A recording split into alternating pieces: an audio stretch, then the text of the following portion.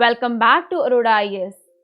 For latest update, you can follow us on our Telegram channel or on our website that is www.auroraias.com.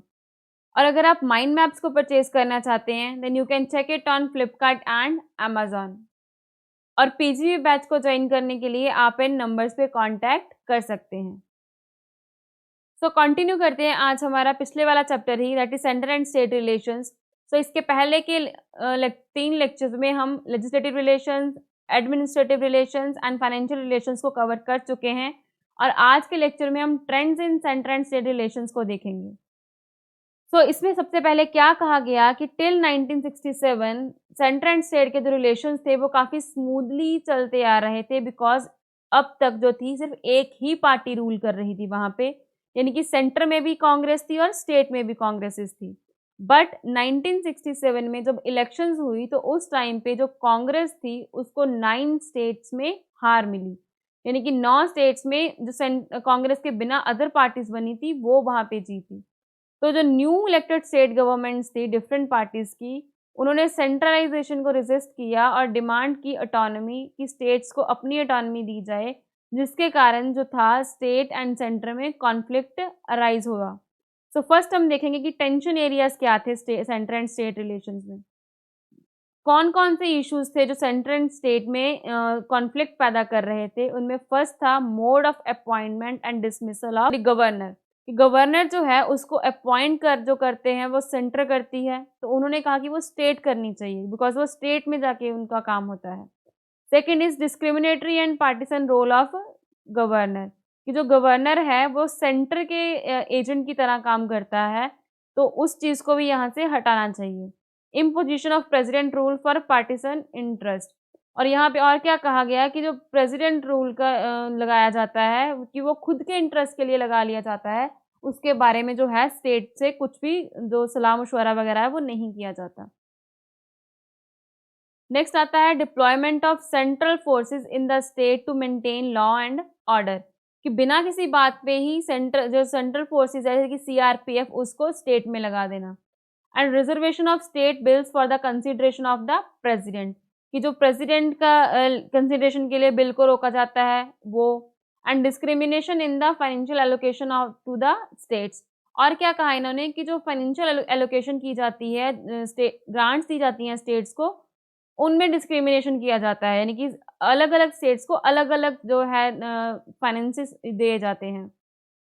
Next आता है हमारा role of planning commission in approving state projects, यानी कि state के projects को approve करने के लिए प्लानिंग कमीशन की ज़रूरत पड़ती थी। और जितनी भी ऑल इंडिया सर्विसेज थी उनको मैनेज कौन कर रहा था, सेंटर। एंड जितना भी इलेक्ट्रॉनिक मीडिया था उसको जो सेंटर था वो अपने पर्पस के लिए यूज़ कर रहा था। नेक्स्ट आता है appointment of inquiry commission against the chief minister, कि जब जो चाहे सेंट्रल इंक्वायरी कमीशन बिठा लेता था किसी भी स्टेट के चीफ मिनिस्टर के लिए, तो वो नहीं होना चाहिए था। नेक्स्ट आता है शेयरिंग ऑफ फाइनेंसेस, यानी कि स्टेट एंड सेंटर दोनों के बीच जो फाइनेंसेस शेयर किए जाते हैं वो इक्वल होने चाहिए। नेक्स्ट आता है encroachment by the centre on the state list. तो ये जो सारे इश्यूज थे इनको देखा गया सिंस द मिड 1960s और उसके बेसिस पे कुछ डेवलपमेंट्स की गई, उनको हम आगे देखते हैं। फर्स्ट आती है हमारी ARC, that is administrative reform commission. तो ये जो कमीशन था 1966 में सेटअप किया गया और इसके 6 मेंबर्स थे और इसके चेयरपर्सन कौन थे, मोरारजी देसाई। और जो जो रिकमेंडेशंस इस कमीशन के दौरान दी गई थी उनमें से किसी भी रिकमेंडेशन को सेंटर ने नहीं माना और किसी भी रिकमेंडेशन पे सेंटर ने कोई भी एक्शन नहीं लिया। और उनमें से कौन कौन सी इंपॉर्टेंट रिकमेंडेशन थी। फर्स्ट इस कमीशन ने क्या कहा कि आप इंटर स्टेट काउंसिल को एस्टैब्लिश कीजिए अंडर आर्टिकल 263, और जो आपको गवर्नर बनाना होता है तो आपको किसी एक्सपीरियंस्ड पर्सन को गवर्नर बनाना चाहिए, और वो जो पर्सन है वो नॉन पार्टीसन पीपल होना चाहिए, यानी कि वो सेंटर की तरफ ज़्यादा काम ना करे, वो म्यूचुअली काम करे यहाँ पे। नेक्स्ट आता है delegation of power to the maximum extent to the state, कि आपने यहाँ पे जो पावर सेंटर को ज़्यादा दे रखी है तो आपको क्या करना चाहिए कि जो मैक्सिमम पावर है वो स्टेट को देनी चाहिए। And transferring of more financial resources to the state to reduce their dependency upon the centre, और जो मोस्टली फाइनेंशियल रिसोर्सेज हैं वो आपको स्टेट को ट्रांसफ़र कर देने चाहिए, ताकि जो उनकी सेंटर पे डिपेंडेंसी है वो कम हो जाए। और जो आप सेंट्रल आर्म्ड फोर्सेस लगा देते हो स्टेट्स में, वो आप तभी लगानी चाहिए आपको अगर जो स्टेट है उसके लिए रिक्वेस्ट करता है। तो इसके बाद नेक्स्ट आती है हमारी राजमन्नर कमेटी। राजमन्नर कमेटी ने कब आई थी? इन द 1969 में, और इसको तमिलनाडु गवर्नमेंट ने अपॉइंट किया था, और ये एक 3 मेंबर कमेटी थी, और इसके चेयरमैन कौन थे? Doctor PV Rajamannar. और इसको क्यों लाया गया था? To examine the entire question of centre state relation and to suggest amendments to the constitution so as to secure utmost autonomy to the states, ताकि जो क्वेश्चन है स्टेट एंड सेंटर के रिलेशन का उसको एग्जामिन किया जाए कि centre and state का रिलेशन है कैसा, और वो जो कमेटी है वो कॉन्स्टिट्यूशन में अमेंडमेंट्स को सजेस्ट करे, सो दैट कि जो स्टेट की ऑटोनॉमी है उसको सिक्योर किया जाए। और इस कमेटी के द्वारा जो इसकी रिपोर्ट थी वो 1971 में सबमिट की गई तमिलनाडु गवर्नमेंट को, और उसमें कौन-कौन सी रिकमेंडेशंस दी गई थी? फर्स्ट, इन्होंने भी वही बात की कि जो इंटर स्टेट काउंसिल है उसको सेटअप किया जाए, और जो फाइनेंस कमीशन है उसको एक परमानेंट बॉडी बना दिया जाए, और जो प्लानिंग कमीशन है उसको तो बस बैन ही कर दिया जाए, उसको यहाँ से हटा दिया जाए, और its place should be taken by the statutory body, और इसकी जगह पे आप कोई भी स्टैट्यूटरी बॉडी बना सकते हो। सो नेक्स्ट क्या कहा इसमें कि आर्टिकल 356, 357 एंड 365 जो प्रेसिडेंट रूल से डील करते हैं उनको टोटली यहाँ से ओमिट कर दिया जाए, यानी कि यहाँ से हटा दिया जाए उनको। और नेक्स्ट क्या कहा गया है इसमें? The provisions that the state ministry hold office during the pleasure of governor should be omitted, कि जो स्टेट मिनिस्ट्री है वो ऑफिस जो होल्ड करेगी गवर्नर की प्लेजर पे करेगी, यानी कि गवर्नर जब चाहे उनको वहाँ से हटा सकता है अगर वो गवर्नर की बात नहीं मानते हैं, तो इस प्रोविजन को जो है यहाँ से हटा देना चाहिए। नेक्स्ट क्या कहा गया है कि certain subjects of union list and the congruent list should be transfer to the state list, कि union list and congruent list के कुछ सब्जेक्ट्स जो हैं उनको स्टेट लिस्ट में ट्रांसफर कर दिया जाना चाहिए, और जो रेजिडुअरी पावर्स हैं वो सारी स्टेट को दे देनी चाहिए, और जो ऑल इंडिया सर्विसेज है जैसे कि आईएएस, आईपीएस एंड आईएफएस उनको अबॉलिश कर दिया जाना चाहिए। और जितनी भी रिकमेंडेशंस इन्होंने दी थी उनमें से कोई भी रिकमेंडेशन जो है सेंट्रल गवर्नमेंट ने नहीं मानी और उनको टोटली इग्नोर कर दिया। सो नेक्स्ट आता है हमारा आनंदपुर साहिब रेजोल्यूशन। 1973 में जो अकाली दल था adopt a resolution containing both political and religious demand, और यहाँ पे क्या किया गया कि अकाली दल जो थे उन्होंने पॉलिटिकल एंड रिलीजियस डिमांड की, और मीटिंग कहाँ पे हुई थी इस रेजोल्यूशन के लिए? आनंदपुर साहिब में, जो कि पंजाब में है। और डिमांड किया इन्होंने कि जो सेंटर है उसके पास सिर्फ defence, foreign affairs, communication and currency की जो ज्यूरिसडिक्शन है वो ही होनी चाहिए, और बाकी की जितनी भी पावर है वो सारी स्टेट के पास होनी चाहिए। नेक्स्ट आता है हमारा वेस्ट बंगाल मेमोरेंडम। वेस्ट बंगाल मेमोरेंडम में क्या हुआ था? इन 1977 में वेस्ट बंगाल गवर्नमेंट ने एक मेमोरेंडम पब्लिश किया सेंटर एंड स्टेट के रिलेशंस के बारे में, और उसको सेंट्रल गवर्नमेंट को भेजा गया, और उसमें क्या सजेस्ट किया गया था उस मेमोरेंडम में? फर्स्ट उसमें क्या बोला गया कि जो यूनियन वर्ड है उसको रिप्लेस करके फेडरल वर्ड ऐड करना चाहिए कॉन्स्टिट्यूशन में, और जो ज्यूरिसडिक्शन पावर है सेंटर की वो सिर्फ defence, foreign affairs, currency, communication and economic coordination तक ही होनी चाहिए, और उसके बिना जितने भी मैटर्स हैं इंक्लूडिंग रेजिडरी मैटर्स भी वो सारे स्टेट के पास होने चाहिए। और जो आर्टिकल 356 एंड 357 है that is president rule, and 360 that is financial rule उनको रिपील्ड कर देना चाहिए, and the state consent should be made obligatory for the formation of new state और रीऑर्गेनाइजेशन ऑफ एग्जिस्टिंग स्टेट, कि अगर आपको किसी स्टेट की रीऑर्गेनाइजेशन करनी है या फिर न्यू स्टेट बनानी है तो उसके लिए सबसे पहले आपको स्टेट से कंसेंट लेना चाहिए, स्टेट से पूछना चाहिए।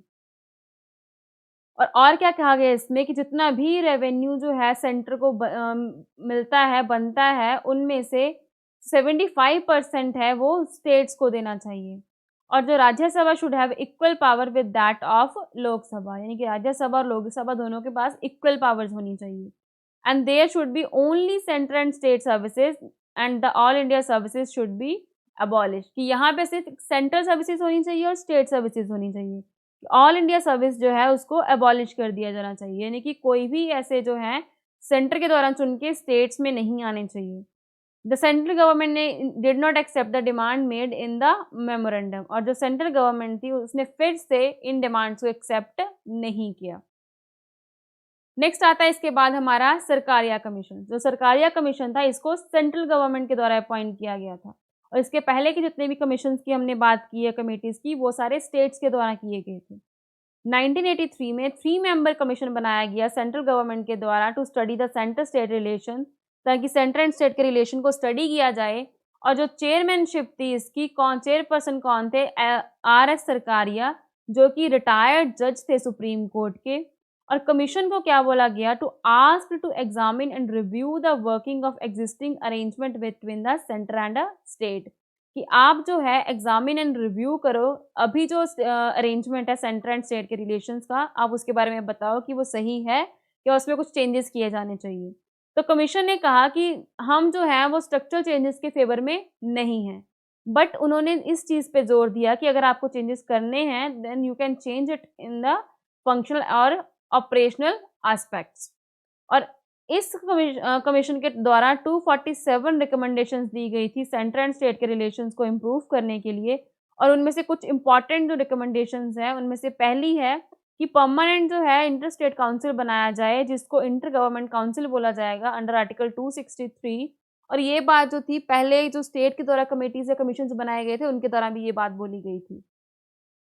सेकेंड पॉइंट क्या बोला गया इन्होंने कि जो आर्टिकल 356 है that is president rule should be used very sparingly, कि उसको सिर्फ ज़रूरत पड़ने पे ही यूज़ किया जाए। जिस टाइम पे हमारे पास जितने भी ऑल्टरनेटिव्स हैं वो सारे फेल हो जाएं, उस टाइम पे उसको यूज़ किया जाए। ऐसा ना हो कि कोई भी प्रॉब्लम हुई आपने उठा के प्रेसिडेंट रूल लगा दिया।